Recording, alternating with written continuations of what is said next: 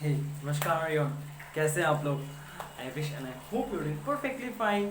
Just be joyful and keep smiling. Chill यार, chill. ठीक है, ओके. तो जैसे पता है आपको, आपने थंबनेल ऑलरेडी देख चुके होंगे कि हम लोग क्या कर रहे हैं. हम लोग का जो वेब सीरीज चल रहा है करंट इलेक्ट्रिसिटी के ऊपर, जहाँ पे हम लोग आईएससी के लास्ट ईयर्स के क्वेश्चन सॉल्व कर रहे हैं टॉपिक वाइज. उसमें से हम लोग करेंगे आज करंट इलेक्ट्रिसिटी का फॉर द ईयर 2009. ठीक है, विदाउट एनी फिर से प्रॉब्लम के हम लोग बैकवर्ड जा रहे हैं. रिक्वेस्ट रहेगा, अगर आप ये पहली बार देख रहे हो तो आपको प्लेलिस्ट डिस्क्रिप्शन बॉक्स में जाइए, वहाँ पे आपको प्लेलिस्ट मिल जाएगा, कंप्लीट प्लेलिस्ट मिल जाएगा. और आप इसको 2019 से देखिए. क्यों? क्योंकि हमने इसको 2019 से ऐसे डिज़ाइन किया है ताकि सब सिस्टमेटिक ऑर्डर में फॉलो करे. अगर आपने एक बार भी पूरा सब्जेक्ट पढ़ा है, एक बार भी पढ़ा है बस, तो आप सारा चीज समझ जाओगे अच्छे से. मतलब कि हमने इसको ऐसे आपको देखो तब पता चलेगा. ठीक है, ओके. चलिए हम लोग शुरू करते हैं आज का क्वेश्चन आंसर सेशन. ठीक है,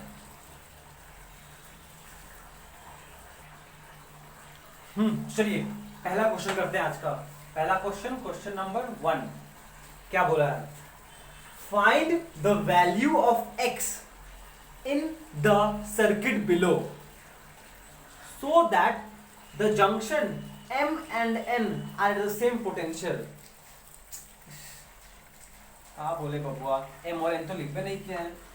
ये पॉइंट M है, ये पॉइंट N है. ये पॉइंट M है, ये पॉइंट N है. ठीक है, मतलब कि आपको यहाँ पे एक सर्किट डायग्राम दिया हुआ है और बोला है कि इस सर्किट डायग्राम के लिए x का वैल्यू निकालिए ताकि junction M and junction N, junction मतलब क्या हुआ एक्चुअली, क्या है?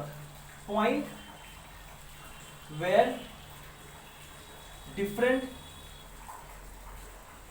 Wires meet.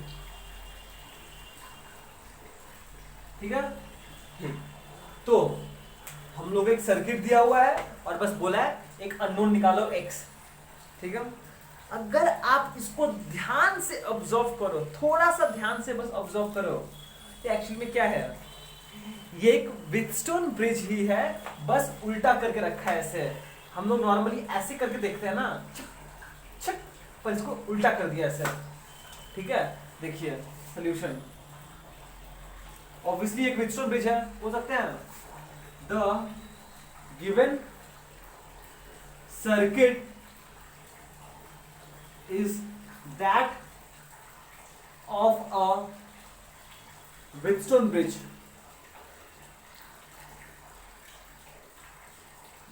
as बना सकते ऐसे, मतलब कि बस ऊपर जाएगा. ये बन गया, नीचे बनाओ नीचे बनाओ. ये बन गया मेरा बैटरी, इसको ऊपर ले गए हम. ठीक है, एक R1 R2 नीचे की तरफ है, मतलब ऐसे जाएगा R1, ये R2, ये R1, ये R2, ये नीचे था, इसको ऊपर ले गए बस हम. और यहां से निकलेगा. कितना गंदा बन रहा है आज डायग्राम. अभी बनाते हैं रुक जाओ, अब ठीक बनेगा ना, अब अच्छा से बनेगा बबुआ, बता रहे हैं तुमको हम, देख लेना. ठीक है,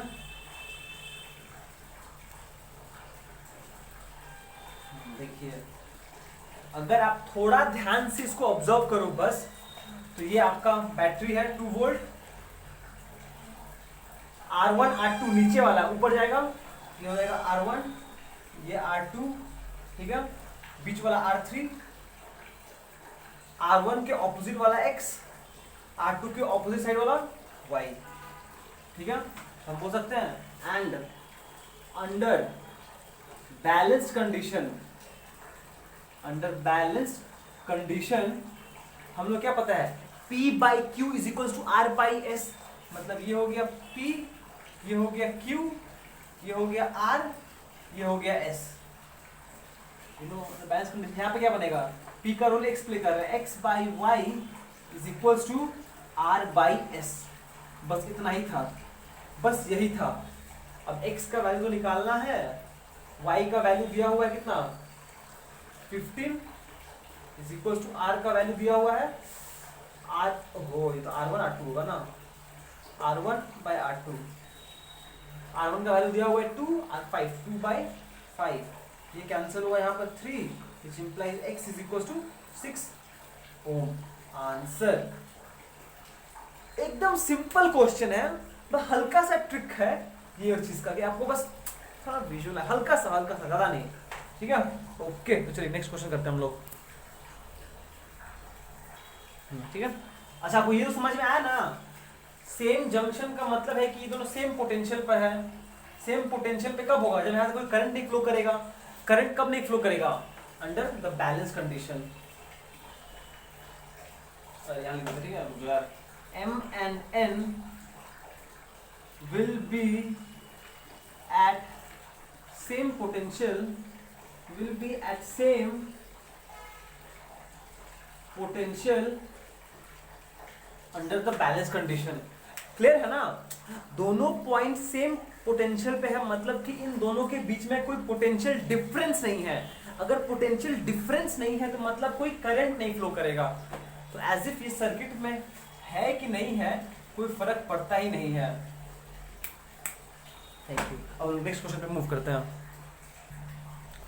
तो चलिए नेक्स्ट क्वेश्चन करते हैं, question number 2 and question number 3। और इम्पोर्टेंट बात ये है कि ये दोनों ऑलमोस्ट रिपीटेड ही है, रिपीटेड है। अगर आपने पहले किया है तो अभी आपको करना नहीं पड़ेगा, आप बस स्किप कर सकते हो उसको, चिल मारो। क्या है question 2, what is meant by drift velocity and relaxation time. Drift velocity and relaxation time का क्या मतलब है। ड्रिफ्ट वेलोसिटी एक्चुअली में क्या है, एवरेज वेलोसिटी है। एवरेज वेलोसिटी है, किसका एवरेज वेलोसिटी है, याद रखिएगा ड्रिफ्ट वेलोसिटी एक एवरेज वेलोसिटी है, किसका, इलेक्ट्रॉन्स का, जब वो एक एंड से दूसरा एंड में फ्लो करता है under the application of an external electric field. Drift velocity क्या है, एक एवरेज वेलोसिटी है जिसके से इलेक्ट्रॉन बूश करके मूव करता है एक एंड से दूसरा एंड से under the action of an external electric field और potential difference. And similarly relaxation time क्या है, रिलैक्सेशन टाइम क्या है, एवरेज टाइम इंटरवल है। एवरेज टाइम इंटरवल है, प्लीज ध्यान दीजिएगा, दोनों में एवरेज वर्ड बहुत इंपॉर्टेंट है। एक शायद हम पिछले कहीं एपिसोड में मिस कर देते एवरेज वर्ड, पर प्लीज आप उसको भी पॉइंट आउट कर लीजिएगा कि एवरेज वर्ड बहुत ज्यादा इंपॉर्टेंट है, बहुत ज्यादा, ठीक है। तो ड्रिफ्ट वेलोसिटी क्या है, वो एवरेज वेलोसिटी है जिसके साथ इलेक्ट्रॉन एक एंड से दूसरा एंड में फ्लो करता है under the action of an external magnetic field बोलिए, सॉरी इलेक्ट्रिक फील्ड बोलिए या फिर पोटेंशियल डिफरेंस बोलिए, एक ही बात है। एंड रिलैक्सेशन टाइम क्या है, वो एवरेज टाइम इंटरवल है between two successive collision faced by an electron with the fixed positive ion.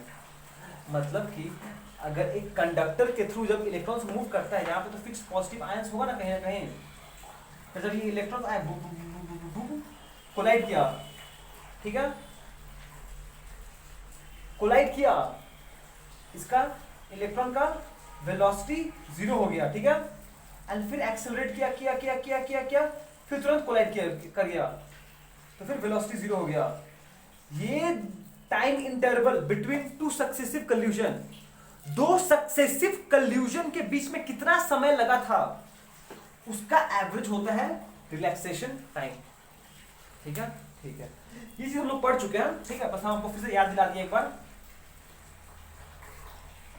ठीक है। ये हम लोग इसका सोल्यूशन आपको मिल जाएगा आईएससी फिजिक्स करंट इलेक्ट्रिसिटी के टॉपिक में, ईयर 2014 में एक्सप्लिसिटली सॉल्व किया हुआ है, ठीक ठीक, ओके, ये हो गया हम लोग का, सही है। Next question number 3, a metallic wire, a metallic plug AB is carrying a current I. State how the drift velocity of free electron varies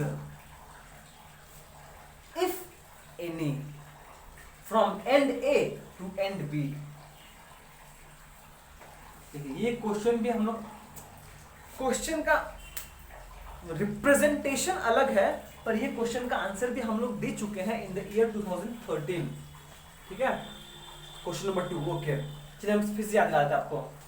जब करंट इस, और एक मार्क्स का क्वेश्चन है, ठीक है, जब करंट एंड ए से एंड बी में जाता है तो एंड ए और एंड बी में क्या डिफरेंस है? डिफरेंस ये है कि एंड ए का क्रॉस सेक्शनल एरिया ज्यादा है कंपेयर टू एंड बी का cross sectional area. Cross sectional area मतलब क्या हुआ? साइड का एरिया ऐसे फ्लो कर रहा है, यहाँ पे कम है, यहाँ पे ज्यादा है और यहाँ पर कम है। कुछ है बस नहीं है, ठीक, छोड़िए। मतलब इस साइड का क्रॉस सेक्शनल एरिया ज्यादा है, इधर का कम है। ठीक है, ओके। अच्छा, अगर करंट आई फ्लो करता है इस एंड से इस एंड में, आपको करंट आई का एक्सप्रेशन याद है in terms of drift velocity? याद है ना? नहीं याद है, थैंक यू।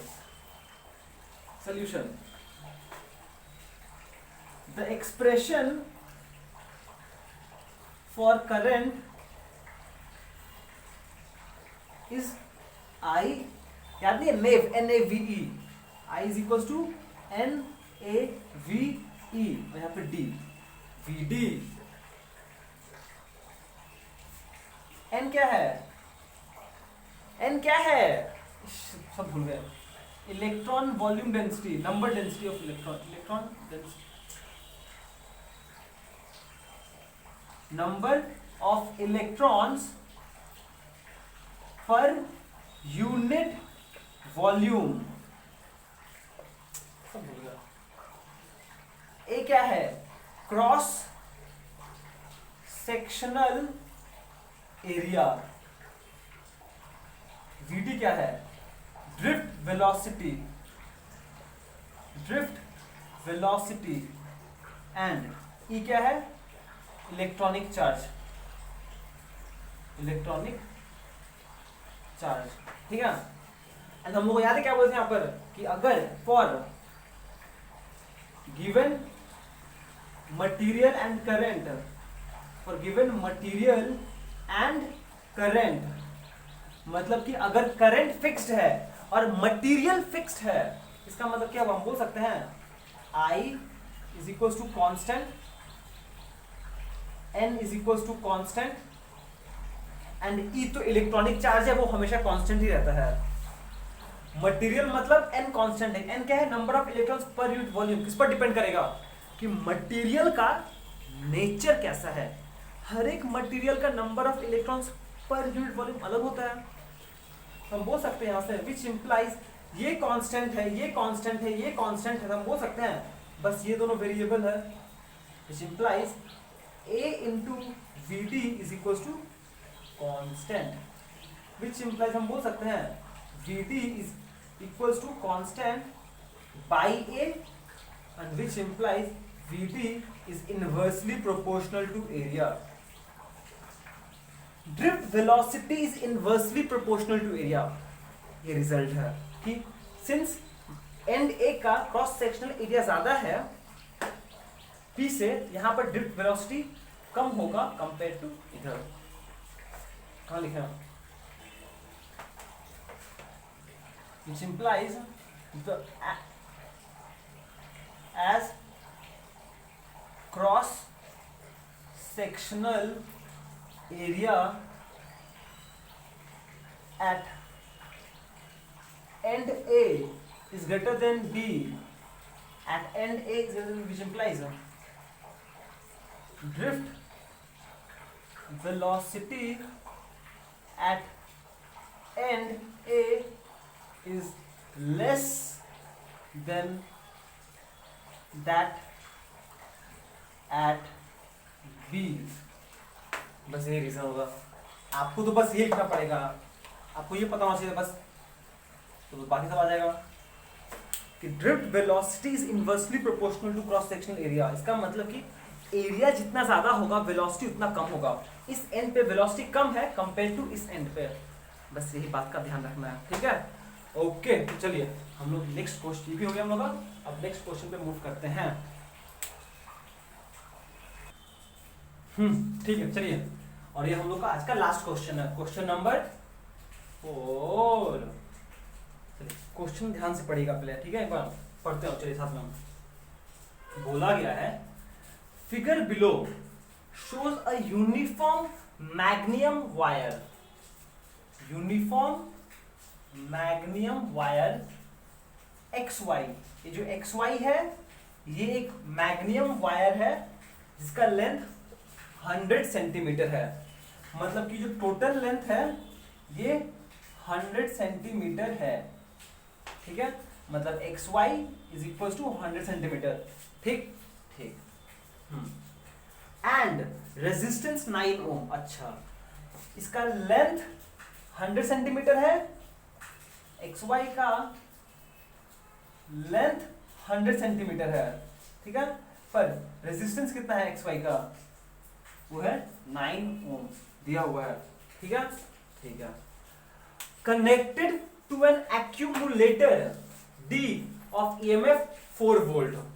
अच्छा, ये एक्यूमुलेटर जो वर्ड यूज किया गया है ना वो सेम एज EMF ही है। मतलब कि the word accumulator is use same as the word EMF, ठीक है। ये एक वायर XY को कनेक्ट किया गया है एक D, इसका EMF है 4 वोल्ट एंड इंटरनल रेजिस्टेंस है 1 ओम। ये एक एक्यूमुलेटर या फिर बैटरी बोल दीजिए, इसका EMF है 4 वोल्ट एंड इंटरनल रेजिस्टेंस है 1 ओम, ठीक है ठीक है ओके। क्या बोला, a cell of EMF 1.8 volt. एक दूसरा सेल जिसका EMF 1.8 वोल्ट है is connected to the wire XY, wire jockey J and a certain galvanometer at which shows null deflection when xj is equals to 80 centimetre. मतलब कि ये EMF को जब हम लोग गैल्वेनोमीटर के साथ जॉकी के साथ जोड़ के इस वायर पे कहीं पे टच करते हैं तब गैल्वेनोमीटर में 0 डिफ्लेक्शन दिखा रहा है। कब, जब xj 80 सेंटीमीटर है। तो बोला क्या है, बोला है फाइंड R, इस R का वैल्यू निकालो, ठीक है ठीक है। एक बार आप सोचो इसको कैसे करना पड़ेगा। आपको ये समझ में आ रहा है कि जो सर्किट डायग्राम दिया हुआ है अगर एकदम सिंपलेस्ट फॉर्म में देखा जाए तो क्या है ये एक, अगर एकदम सिंपलेस्ट फॉर्म में देखोगे ये सर्किट अरेंजमेंट किस इंस्ट्रूमेंट को रिप्रेजेंट कर रहा है, किस इंस्ट्रूमेंट को, एक पोटेंशियोमीटर को रिप्रेजेंट कर रहा है। देखिए ना, यहाँ पे बैटरी है, रेजिस्टेंस भी है, यहाँ पे एक वायर है और एज इफ हम ये 1.8 एक सेल का जिसका EMF 1.8 वोल्ट सा कॉरस्पॉन्डिंगली बैलेंस लेंथ दिया हुआ है 80 सेंटीमीटर। सॉल्यूशन चलिए करते हैं, देखिए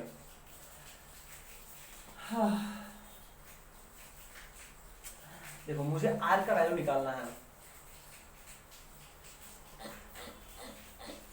अगर हम एक इक्वेशन बना लें जहां पर ये हो जाएगा देखिए क्या बोल रहा हूं। ये 80 सेंटीमीटर जो लेंथ है वो किसके अगेंस्ट बैलेंस किया गया है, against EMF of battery of EMF 1.8 volt बोल सकते हैं हम। अच्छा, पहले the circuit here is that of a potentiometer, is that of a potentiometer, ठीक है okay। and here the cell of EMF 1.8 volt is balanced across 80 centimetre length. Therefore potential gradient क्या होगा, पोटेंशियल ग्रेडियंट कितना हो जाएगा, potential gradient क्या होता है पोटेंशियल पर यूनिट लेंथ, तो यहाँ पे पोटेंशियल कितना है 1.8 बाई 80, ये हो जाएगा अगर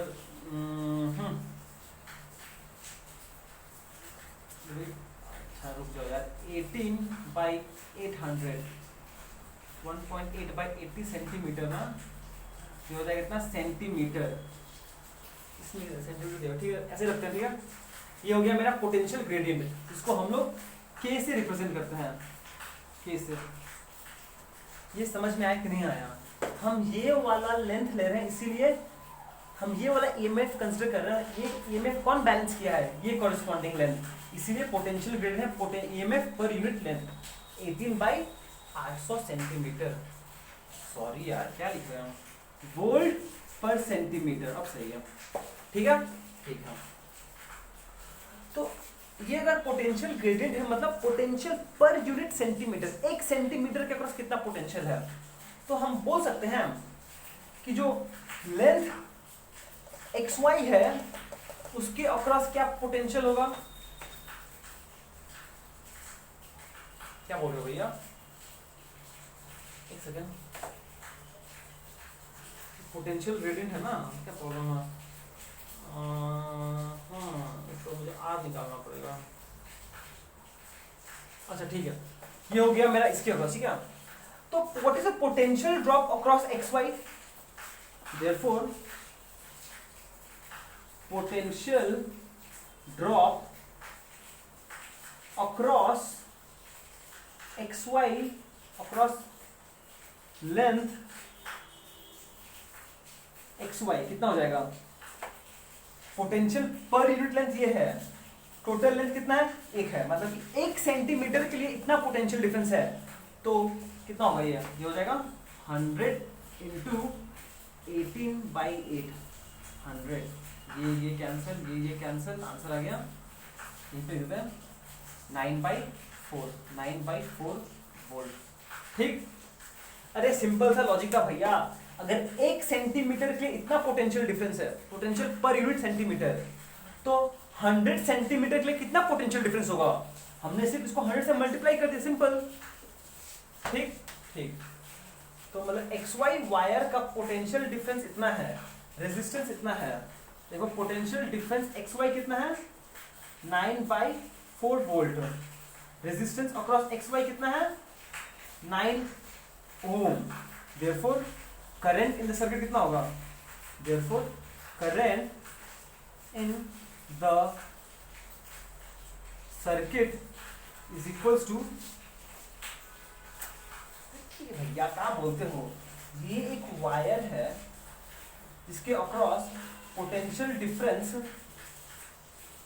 VXY है, ठीक, इसका रेजिस्टेंस पता है RXY, तो हम बोल सकते हैं इसका करंट कितना होगा VXY by RXY which is equals to 9/4 divided by 9 which is equals to कितना हो जाएगा 9/4 9 1/4 एम्पियर।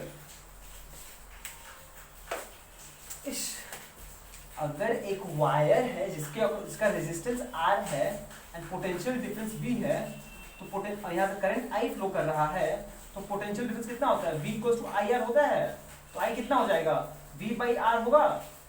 बस यही, एक वायर है जिसके अक्रॉस पोटेंशियल डिफरेंस V है, उस वायर का रेजिस्टेंस R है एंड करंट I फ्लो कर रहा है, तो पोटेंशियल डिफरेंस का एक्सप्रेशन कितना होता है V equals to IR, V equals to I into R। वही सेम यूज किया है यहाँ पर भी, मतलब कि हम अज्यूम किए हैं कि यहाँ से करंट I फ्लो कर रहा है, बस यही है। ठीक, देखो क्या किया हम, ध्यान समझिएगा। पहले हम लोग ने, मुझे दिया था कि 1.8 वोल्ट ईएमएफ को हम लोग इजीली बैलेंस कर लिए हैं अक्रॉस XY लेंथ के अक्रॉस, मतलब हम potential drop per unit centimetre निकाल सकते हैं, मतलब 1 सेंटीमीटर का पोटेंशियल डिफरेंस इतना है, तो XY का कितना होगा, तो 1 उसको मल्टीप्लाई करके निकाल लिया। ये है XY का पोटेंशियल डिफरेंस, XY का रेजिस्टेंस दिया हुआ है, तो करंट निकाल लेंगे V इक्वल्स टू IR, तो I इक्वल्स टू V/R। ठीक ठीक, ओके। अब मिटा रहे, समझाना है मेरे को भी आपको। अब देखिएगा, आई का वैल्यू है 1/4 एम्पियर। ठीक ठीक। और इसका देखिए अब जगह नहीं मेरे पास। अब नोटिस कीजिएगा, प्लीज नोटिस कीजिएगा कि ये सर्किट में हम बोल सकते हैं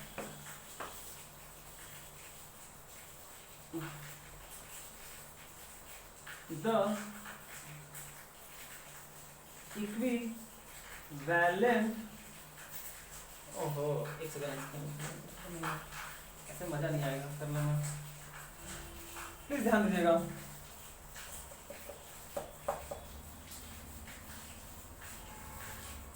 क्या किया जाए,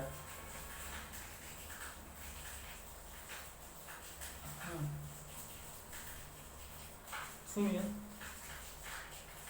इसका पोटेंशियल डिफरेंस 4 वोल्ट है, इसके अक्रॉस पोटेंशियल डिफरेंस कितना गया, मिटा दिए 9/4 था ना, 9/4 था, हाँ 9/4 वोल्ट था, 9/4 वोल्ट था। ठीक है, हम बोल सकते हैं therefore D plus Vxy is equals to, अरे मैं ये बोल रहे हैं करंट लॉ अप्लाई करते रहे ऐसे, भाई तामझाम हो जाएगा, समझ में नहीं आएगा आपको। देखो सिंपल तरीके से समझाएगा, सिंपल तरीके से समझा रहे हैं हम ऐसे सर्किट डायग्राम बना सकते हैं इसका।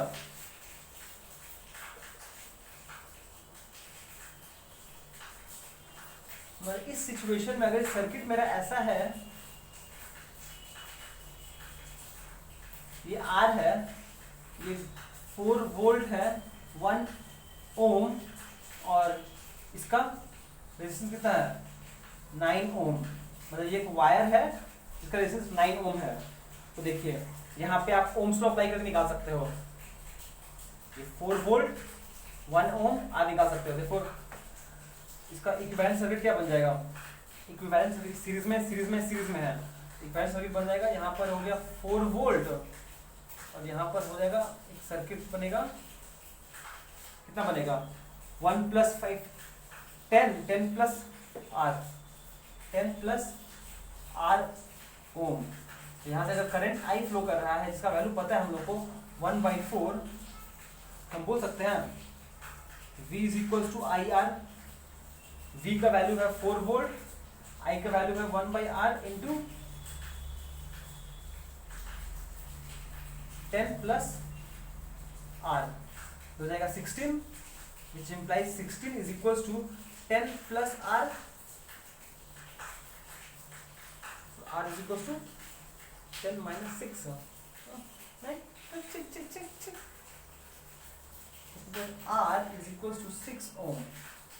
नहीं ऐसे तो नहीं होना चाहिए था ना, क्या हो गया, गड़बड़ा गया था। एक सेकंड, हाँ हम कुछ मिस कर दिए हैं। ये हो गया 9 + 1 10,